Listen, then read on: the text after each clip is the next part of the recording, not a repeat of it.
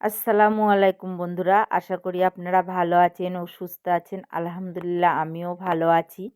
তো এখানে এটা কিন্তু কুমড়ো গাছ। তো এই কুমড়ো গাছে একটা স্ত্রী ফুলও ফুটেছে।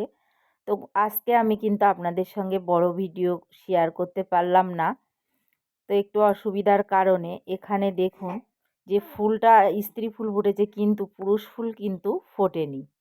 তো এখন আমি এর হ্যান্ড পলিনেশন করার জন্য অন্য একটা কুমড়ো গাছের কিন্তু পুরুষ ফুল নিয়ে আমি এখন হ্যান্ড পলিনেশন করে দেব।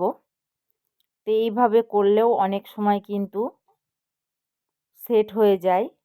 তো তার জন্য আমি করছি। তো আপনাদেরও যদি এরকম হয় তো অবশ্যই আপনারাও কিন্তু যে কোনো কুমড়ো গাছের পুরুষ ফুল নিয়ে হ্যান্ড পলিনেশন করে দেবেন। তবে অবশ্যই কমেন্ট করে বলবেন যে এই যে এটা কি কুমড়ো গাছ আমি লাগালাম, যদি আপনারা জেনে থাকেন।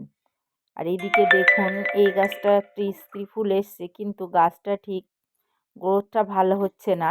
একই পরিচর্যা করার পরেও অনেক সময় কিন্তু আমাদের অনেক রকম সমস্যা হয়। এদিকে এটাও একটা স্কোয়াশ গাছ ভেবেছিলাম কিন্তু না, একই কুমড়ো গাছই হয়েছে। তো নিচের থেকে আমি কিছু পাতা দুই একটা কেটেও দিচ্ছি। এবারে এই গাছকে একটা খাবারে দেব। খাবার দিলে আরও গ্রোথটা কিন্তু ভালো হবে।